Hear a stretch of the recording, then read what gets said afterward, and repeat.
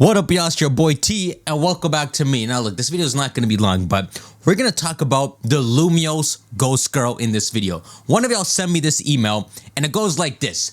Potential ZA theory. Hello, T-Tar. Okay, yeah, sure.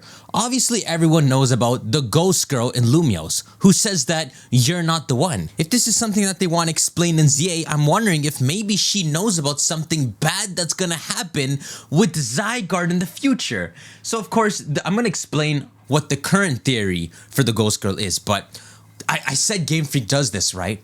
They make something up and then they pretend like, hey, this was a part of the plan. So now that they put the ghost girl and they didn't get to explain what her purpose was, they can pretend to give her an explanation now. They can make her pop up again with full 3D graphics. Yo, that's freaky.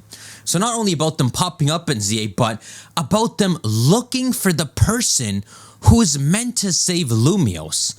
So let me explain what's going on here. This is about what she says when you run into her. I mean, I'll show you a cutscene right now. This is the cutscene of when you run into the ghost girl. You go to the second floor. Music fades.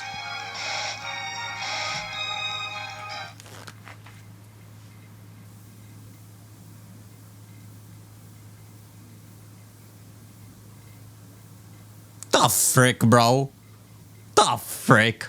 Like, she might as well have T-posed. No, you're not the one. That's where it gets freaky. That's the whole cutscene. Now, what is she saying you're not the one for?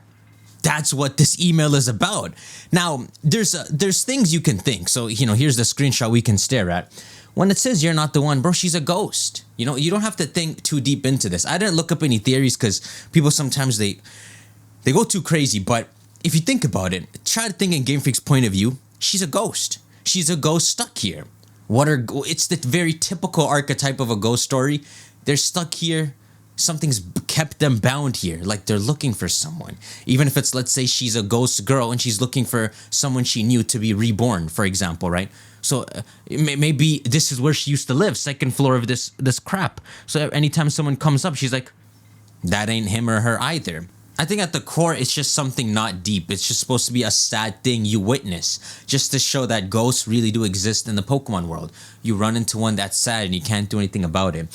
What's cool is this same girl shows up again in Auras, right here. And she says the same thing, no, you're not the one.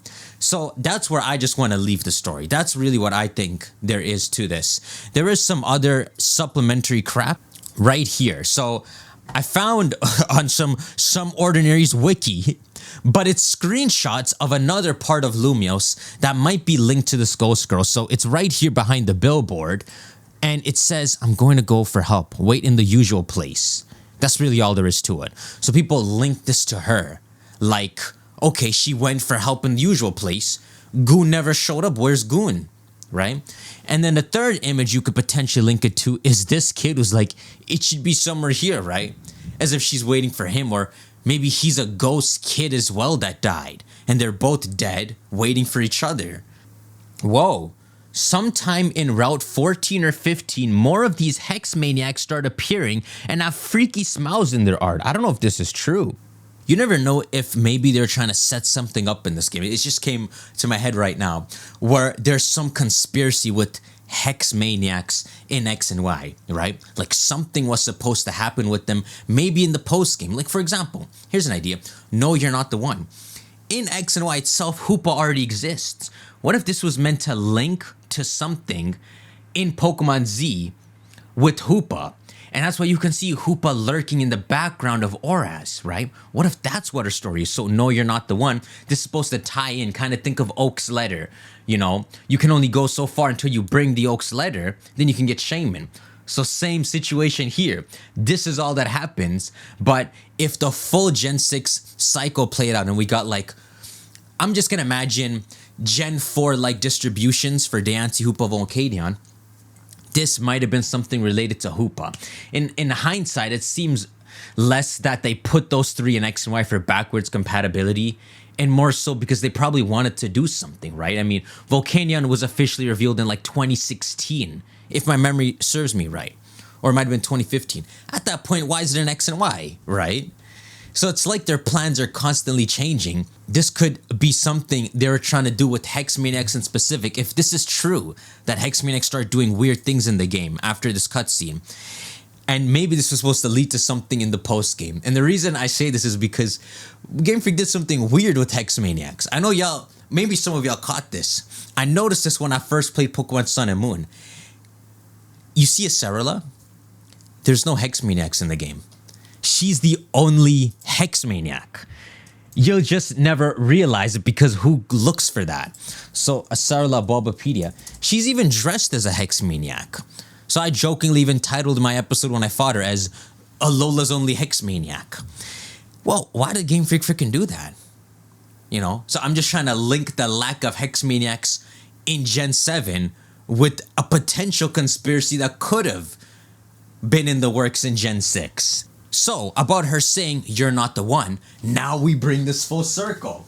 Now we get to Pokemon Legends Yay, and she can continue to exist agelessly and look for the one. Yo, I just thought of a crazy idea. So AZ's immortal. He wanders for 3,000 years. Floet's immortal. There's another way to be immortal. By being whatever she is, a ghost. When she says you're not the one, forget the kid, okay? The kid kind of throws you off. Let's pretend all we know is she's wandering like a zombie saying you're not the one. And in fact, if she's not in the apartment, always that you can find her in Oraz, she's wandering everywhere like AZ. You know what this makes me think? What? My freaking family's coming down. What if you could make this as fan service as possible, even if Game Freak didn't initially plan this, and you say, let me see if my mic's freaking recording.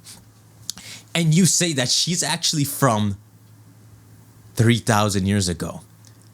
Maybe she's looking for AZ. You know? Now you're saying, wait, no, that's not the picture. Game Freak can expand the picture. In ZA, you can learn more about AZ's family. You know, the whole story with X and Y is the taking of souls, of lifespans. A ghost girl is accidentally perfectly in theme with all of this. Being immortal, wandering, losing your soul, losing your material body and all. What the ultimate weapon does, how they won the war. It's now the only thing that throws me off with this idea is that she's dressed as a Hex Maniac. So unless she's changed her appearance as she's lived on in the ages, it's kind of a crazy fan service idea. And the more likely thing that I think Game Freak has planned is that she's just someone who maybe passed away within the last 20-ish years. And she can't pass on until she meets someone. I mean, if she's in Oraz takes place, what, like 10 years, 15 years before X and Y? How far back does she go? Man, I never really thought that she could go so far back that she could be from AZ's time period. You know? AZ's telling you meet, as AZ's telling you these stories in his hotel, he tells you a story about maybe like a girl he knew in his village back then. You know? And the things he's explaining, maybe something like he promised to meet her somewhere and he never got to fulfill it. Even if the game never actually tells us the ghost girl is from AZ's time period, they can leave enough clues. Or they can just do some craziness where they bring it full circle and have the two meet and have some cool dialogue. Remember, Game Freak, as poo as they are sometimes, they are the same people who gave us the fun Volo plot twist, right? It may seem bare bones compared to other games, but shows are capable of machinations. So my idea is, what if the player in ZA is the one? Oh, that's even better. So all this time, that's crazy.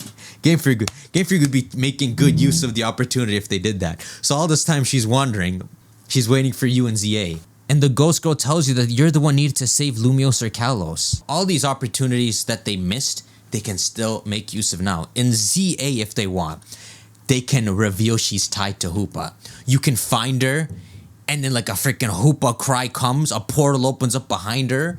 They can tie into some story. Just because the whole game's in Lumios doesn't mean stuff like that can't happen. You know, we'd have a post-game. Hoopa makes our freaking crazy post-game villain. We can't get into that right now. But it's just crazy to think that Game Freak very likely would want to address the ghost girl.